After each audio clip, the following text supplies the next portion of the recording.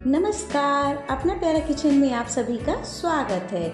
आज हम बनाएंगे आम पापड़। आम पापड़ की आपने बहुत सारी वीडियो देखी होगी, लेकिन आम पापड़ बिल्कुल परफेक्ट बने, मार्केट स्टाइल बने, उसकी मिठास परफेक्ट हो, उसमें जो खटास है वो भी एकदम परफेक्ट हो और बिल्कुल भी चिपचिपा ना हो, यहाँ तक कि आप उसे साल भर स्टोर करके रख सकें,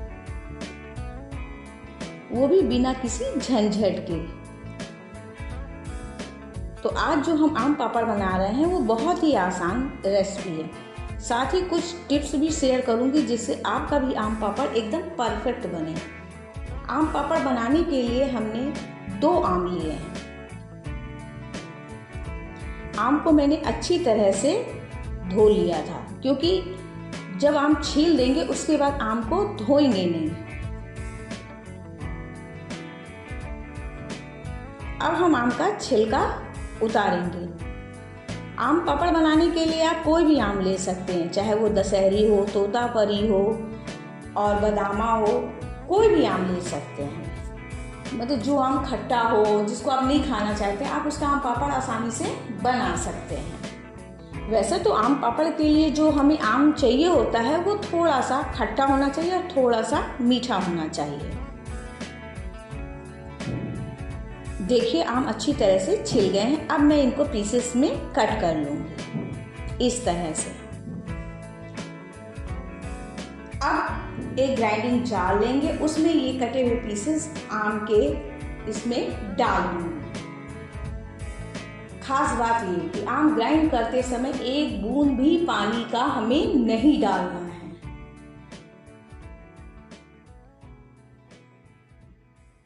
देखिए पेस्ट जो है वो ग्राइंड हो गया है आम का। अब हम इसे छन्नी में डालकर इस तरह से छान लेंगे। हालांकि ये इतना स्मूथ ग्राइंड हुआ, इसको छानने की जरूरत नहीं है, फिर भी मैं इसको छान लूंगी और इसको उसी पैन में छान रही हूँ जिसमें कि मुझे बनाना है। अच्छा, छानने से आम पापड़ जो है वो बहुत ही अच्छा बनता है, क्योंकि वो एकदम स्मूथ होता है।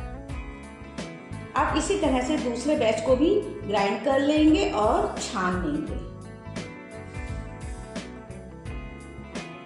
मैं इसको दूसरे बर्तन में भी छान सकती थी, लेकिन ज्यादा बर्तन यूज करने से क्या फायदा।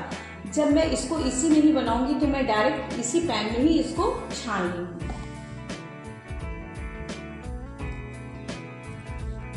देखिए कितना स्मूथ पल्प तैयार हुआ, एकदम क्रीमी क्रीमी टेक्सचर है। अब पैन को गैस पर चढ़ा देंगे और इसको धीरे धीरे चलाते रहेंगे। अब इसमें 3/4 कप चीनी डालेंगे, पानी बिल्कुल भी नहीं डालेंगे। इससे आम पापड़ जो है वो एकदम परफेक्ट बनता है और हमें इसे सही तरह से पकाना है। तो ये ड्राई नहीं होगा और साथ ही ये बहुत ही सॉफ्ट बनेगा और साथ ही साथ चिपचिपा बिल्कुल भी नहीं होगा। अब मैं इसमें 1 नींबू का रस डालेंगे। नींबू का रस डालने से आम पापड़ की सॉफ्टनेस बनी रहती है और वो ड्राई नहीं होता। साथ ही साथ हमें एक तैयारी और भी करनी है कि मैं यहाँ पर 2 थालियां लूंगी और उसमें घी डालकर थाली को अच्छी तरह से ग्रीस कर लेंगे, क्योंकि घी लगाना जरूरी है।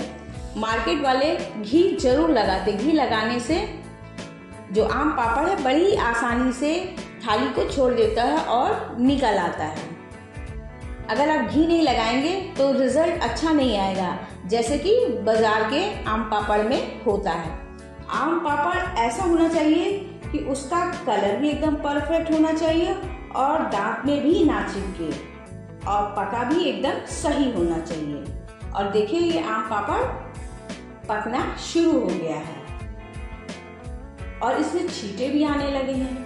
तो इसके लिए मैं यहाँ पर इस तरह से इसको कवर करके चलाऊंगी, जिससे कि आम पापड़ का जो पेस्ट है वो जले भी नहीं और किचन भी गंदा ना हो।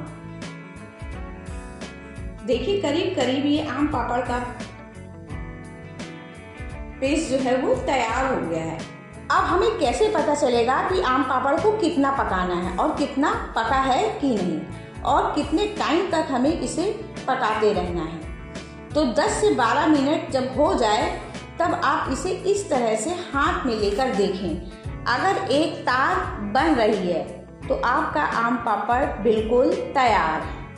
अब इसे और पकाना नहीं है। अब गैस को ऑफ कर देंगे और इसे तुरंत थाली में पलट देंगे इस तरह से, और थाली को इस तरह से घुमाएंगे तो ये अपने आप जो है सेट हो जाएगा।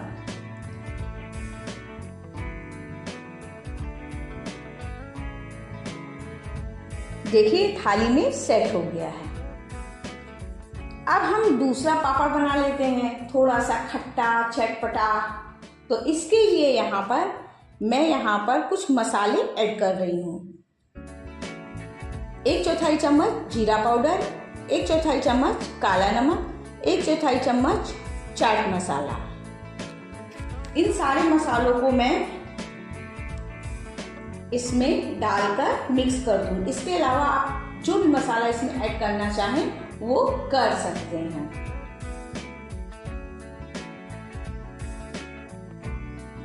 और मसाले की मात्रा को भी आप कम या ज़्यादा कर सकते हैं अपने स्वादानुसार। अब इस मिक्सचर को भी अच्छी तरह से मिक्स कर लेंगे और इसे भी थाली में डाल देंगे और इसे भी इस तरह से घुमाते हुए थाली को सेट कर लेंगे।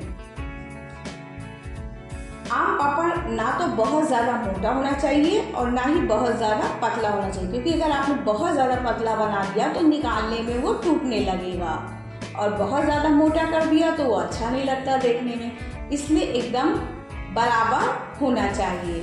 अब आप इसे कमरे या छत पर रख दें। तो कमरे में पंखे के नीचे इसे सूखने में 2 से 3 दिन लग जाते हैं। अगर आप धूप में रख रहे हैं तो इसे 1 दिन में ही ये सूख जाता है, लेकिन छत पर रखने से पहले आप इसके ऊपर कोई चुन्नी या कोई कपड़ा बांध दें, जिससे कि कोई भी पक्षी निकले तो इसके ऊपर बीट ना कर सके या हवा की धूल गर्दा इसके ऊपर ना पड़े, जिससे कि खाने लायक भी ना रहे। देखिए मैंने इसे कमरे में ही सुखाया है और ये 2 दिन में सूख गया, और देखिए बिल्कुल भी चिपचिपा नहीं है। अब मैं आपको इसे निकाल कर दिखाती हूँ। एक नाइफ लूंगी, नाइफ से इसके साइड्स को इस तरह से छुड़ा दूंगी और फिर धीरे से इसको इस तरह से निकालूंगी। देखिए आम पापड़ कितनी आसानी से थाली को छोड़ रहा है, और ये देखिए आम पापड़ आपका निकल गया। और देखिए कितना अच्छा लग रहा है, कितनी अच्छी शाइनिंग आई है आम पापड़ में, और ना ही ये बहुत ज़्यादा मोटा है और ना ही ये बहुत ज़्यादा पतला। इसी तरह से मैं दूसरी थाली का भी आम पापड़ निकाल लूंगी। अब इन आम पापड़ के मैं रोल कर लेती हूँ, कट करके इस तरह से।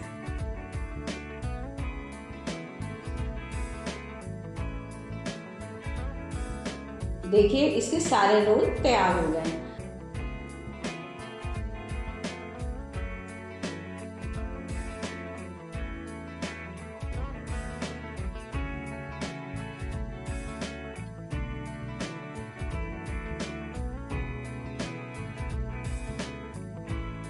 अब मैं दूसरे वाले के भी लंबे लंबे पीसेस कट करके इसको भी एक शेप में काट लूंगी, यानी चौकोर शेप में इसे कट कर लूंगी इस तरह से। देखिए आम पापड़ तैयार। यदि आपको मेरी यह रेसिपी पसंद आती है तो प्लीज़ इसे ज़्यादा से ज़्यादा लाइक करें, शेयर करें और सब्सक्राइब करें। मिलते हैं अगले वीडियो में एक नई रेसिपी के साथ। Thank you. राधे राधे।